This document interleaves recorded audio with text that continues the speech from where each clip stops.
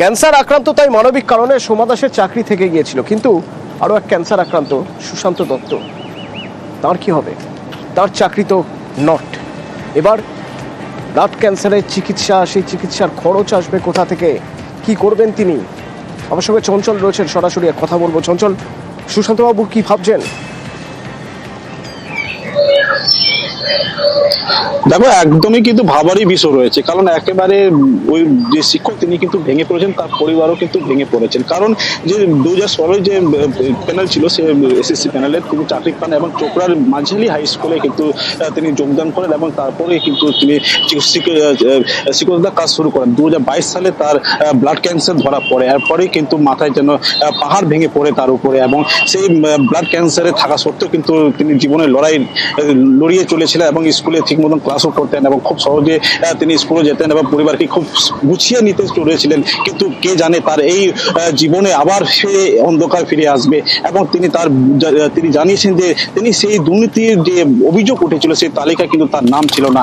ভেবেছিল যে যারা করেছে তাদেরই হয়তো সম্ভবত চাকরি যাবে, কিন্তু তিনি ভাবতে পারেননি যে আদালতের নির্দেশে তার এই বড় সর্বনাশ হতে পারবে এবং এই বড় সর্বনাশ হতে কিন্তু ভেঙে পড়েছেন। কিভাবে তিনি ক্যান্সার আক্রান্ত যে চিকিৎসা, মুম্বাই গেলে 4 মাস পর অত্যন্ত তাকে চিকিৎসা করতে যেতে হয়, প্রায় 60 থেকে 70 হাজার টাকা তার খরচ পড়ে সেই চিকিৎসা করাতে। কিভাবে তিনি সংসার চালাবেন বা কিভাবে তিনি নিজের ক্যান্সারের যে চিকিৎসা করাবেন তা নিয়ে কিন্তু দ্বন্দ্ব রয়েছেন। এবং তিনি কাতর আবেদন করিয়েছেন যাতে কোনো একটা সুরা হয়, যাতে পরিবারটি এবং ওই শিক্ষক যাতে নিজের পরিবারকে বাঁচাতে পারে, নিজেও বাঁচতে পারে এবং নতুন করে জীবন শুরু করতে পারে, সেই আশায় কিন্তু বুক পেতে রয়েছেন। ধন্যবাদ। এখন তো বলতে পারছি না কি করে চলবে। এখন ওই বাচ্চাটার থেকে আমি এখন নিজে এখন আমি কি করে বাঁচবো, আমার ট্রিটমেন্ট চালাবো আর সংসার কি করে চালাবো এখন তাই তো বুঝতে পারছি না। এখন কোনো লিস্টে আমার নাম নেই, কোনো খারাপ সেটাই। সামনের মাসে আমার ট্রিটমেন্টও আছে।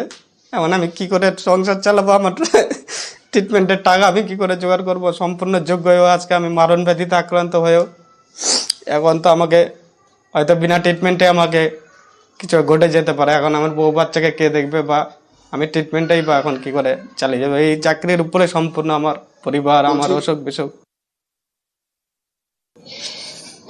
বলার কিছু নেই, আর কি বলবো। কষ্টের আর একটা এত বড় একটা ধাক্কা, আবার একটা এত বড় ধাক্কা। সরকারকে যেরকম দেখা উচিত, এই যে যেরকম সোমাকে দেখেছে উনি, এরকম অনেকে আছে, তাদেরও কথা ভাবা উচিত ওনার। কি করব না করব বুঝে উঠতে পারছি না। হিঙ্গলগঞ্জ হাই স্কুল, পুরো হিঙ্গলগঞ্জের মধ্যে এটা একমাত্র স্কুল যে স্কুলে ক্লাস 11-12 সায়েন্স পড়ানো হয়। কেনই বা পড়ানো হবে না? পাঁচজন টিচার, এবং 5 জন টিচার যথেষ্ট দক্ষ, অন্তত পড়ুয়ারা তো তাই বলে। তো এই 5 জনই 2016 প্যানেলে ছিলেন। 5 জনেরই চাকরি নট। এবার পুরো হিঙ্গলগঞ্জের যে একমাত্র স্কুল যেখানে 11-12 বিজ্ঞান পড়ানো হতো, সেই সায়েন্স ডিপার্টমেন্টে পড়াবে কে? হিঙ্গলগঞ্জের ছেলেমেয়েরা দূর থেকে যারা পড়তে আসে হিঙ্গলগঞ্জ কলেজ স্কুলে, হাই স্কুলে, তারা বিজ্ঞান পড়বে কিভাবে?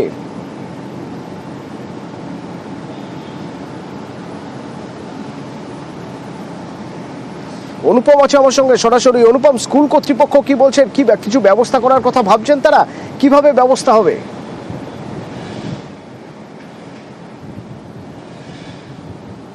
দেখো অতনু, এই মুহূর্তে স্কুলের যে প্রধান শিক্ষক তিনি যেটা জানাচ্ছেন, এই মুহূর্তে তারা কোনো রকম সিদ্ধান্ত নিতে পারছেন না। তার কারণ আদালতের একটা নির্দেশ রয়েছে। পরবর্তী আদালতের নির্দেশ বা শিক্ষা দপ্তরের থেকে কি নির্দেশ আছে তার জন্যই তারা অপেক্ষা করছে। তবে যে হিঙ্গলগঞ্জ ব্লক জুড়ে যে বিজ্ঞান বিভাগের যে ছাত্রছাত্রীদের যে ভবিষ্যৎ অনিশ্চিত হয়ে পড়েছে, এটা বলার অপেক্ষা রাখে না। যে কারণে এই যে বিজ্ঞান স্কুলের যে প্রধান শিক্ষক তিনি যেটা জানালেন যে তিনি কয়েকদিন দেখবেন, তারপরেই এই যেসব ছাত্রছাত্রীরা আছে সেসব ছাত্রছাত্রীদের অভিভাবকদের তিনি ডাকবেন, ডেকে আলোচনা করবেন যে এই সব ছাত্রছাত্রীদেরকে অন্য কোনো স্কুলে ভর্তি করা যায় কিনা বা অন্যরকম কোনো ব্যবস্থা করা যায় কিনা, এইসব বিভিন্ন রকম বিষয়ে তারা আলোচনা করবেন কিছুদিন গেলে।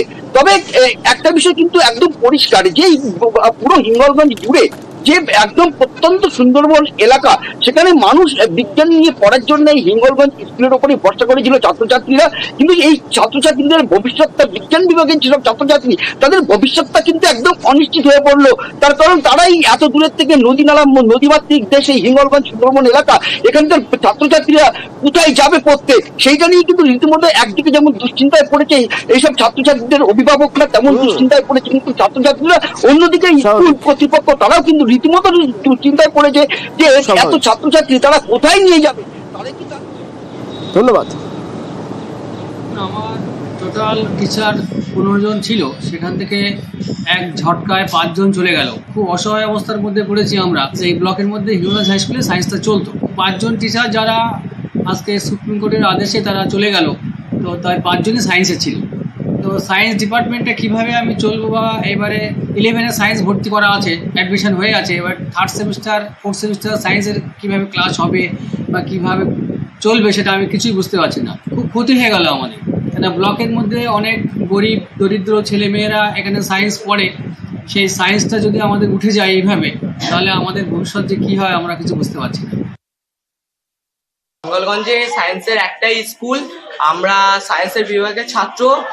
আমাদের স্কুল থেকে আমাদের যারা সায়েন্সের টিচার ছিল ওনারা চাকরি হারিয়েছেন, আমরা অসহায় হয়ে পড়েছি। এবার আমরা কি করব, কোথায় যাব, আমরা মানে ভেঙে পড়েছি। আমাদের যে উচ্চ মাধ্যমিক হবে সেটা আমরা কি করে দেবো, আমরা যে সায়েন্সের বিভাগটা কি করে আমরা পাস আউট করবো। বলছি বিভিন্ন স্কুলের সেই ছবিও তুলে ধরছি আমরা, যেমন পূর্ব মেদিনীপুরের খেজুরির একটি স্কুলে 1100 স্টুডেন্ট, তাদের জন্য 15 জন টিচার। সব কিছু ঠিকঠাক ছিল, কিন্তু এই 15-4 করে দিল, কারণ এই 4 জন 2016 নিয়োগ। তো এই 4 জন বাদ গেলে এবার 11 জন মিলে ওই 1100 স্টুডেন্টকে পড়াতে হবে। কি ভাবছেন স্কুল কর্তৃপক্ষ, কিভাবে তারা কাজ চালাবেন? আমার সঙ্গে রয়েছেন সুজিত, সরাসরি কথা বলবো। সুজিত, অভিভাবকদের কাছে একটা টেনশনের বিষয় তো বটেই, একটু জানতে চাইবো যে 4 জন যাদের চাকরি নট হয়ে গিয়েছে তারা কোন বিভাগ পড়াতেন, মানে কোন সাবজেক্ট পড়াতেন তারা? দেখো, যখনই তুমি যাবে জেলা বা গ্রামের স্কুলে, অতনু একজন শিক্ষক একাধিক বিষয়ে পড়ান, কারণ এখানে শিক্ষক কম। তারপর আবার পার্ট টাইম শিক্ষক দিয়ে কোনো রকম জোড়াতালি দিয়ে কিন্তু চলছে এই খেজুরির বিভিন্ন স্কুল। তারই মধ্যে এই স্কুলে যেটা ছবি, সেখানে 4 জন শিক্ষকের চলে যাওয়া শুধু নয়, 11 জন খাতায় কলমে থাকা শুধু নয়, তার মধ্যে কিন্তু ছুটি নেওয়ার ব্যাপার থাকে। এবং তুমি দেখো 1100-র বেশি ছাত্র, এবং সেখানে 5 to বলা যায় 12-এর ক্লাস চলে। সেখানে কি করে চলবে?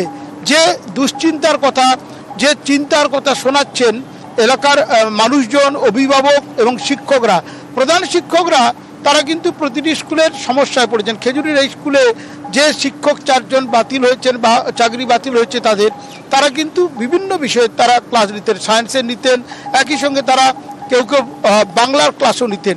এই যে সমস্যা, সেটা একবারে রীতিমতো অথই জ্বলে পড়েছেন। আজকে কিভাবে চলছে, আজকে শনিবার হলেও গতকাল কিভাবে চালিয়েছেন সেটা বলা যায়। একবারে নিরুপায় অসহায় অবস্থার মধ্যে পড়েছেন। পঠন পাঠনে প্রভাব পড়ে গেল, ক্লাস কি করে চলবে সেটা যেমন চিন্তার বিষয়, চলছেই না। এভাবে তো চলতে পারে না। 1100-র বেশি স্টুডেন্ট অতনু, সেখানে 11 জন শিক্ষক, তার মধ্যে ছুটি নেবেন 1 জন 2 জন, এবং তার ফলে দাঁড়াচ্ছে কি সব ক্লাসের জন্য 1 জন করে বরাদ্দ থাকছে না। আর এভাবে তো হয় না, প্রাইমারি নয় যে ক্লাস 1-এর 1 জন, 2-এর 1 জন, 3, 4-এ।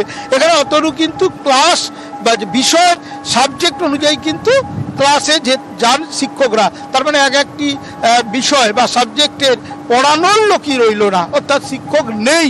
এবং এই দুরবস্থাটাই সবচেয়ে সমস্যার। এক তো কিছু কিছু বিষয় পড়ানোর আর কোনো লোকই থাকলো না। আবার একটা গুরুত্বপূর্ণ জায়গা হলো যে এই 11 জনের মধ্যে কেউ অসুস্থ হয়ে পড়লে বা ছুটি ছাটা নিতে গেলে সেটাও ম্যানেজ করা কঠিন হয়ে যাবেন। এই সব কিছু একা হাতে সামলাতে হবে। সবচেয়ে বড় চাপ যার উপরে, তিনি হলেন হেডমাস্টার। হেডমাস্টার কি বলছেন? সুপ্রিম কোর্টের রায়ে 4 জনের চাকরি চলে যায়, বর্তমান 11 জন, সঙ্গে প্যারা টিচার 3 জন। বর্তমান যারা চলে গেছেন তাদের মধ্যে একজন 11-12-এ কেমিস্ট্রি নিতেন, একজন 11-12-এর বায়োলজি নিতেন, আর একজন হচ্ছে 11-12-এ পরিবেশ বিজ্ঞান নিতেন। ওই 3টা পোস্ট আপাতত কাউকে রিক্রুট করতে হবে যদি স্কুলকে ভালোভাবে চালানো যায়। আর না হলে আস্তে আস্তে করে শিক্ষা ব্যবস্থা ভেঙে পড়বে।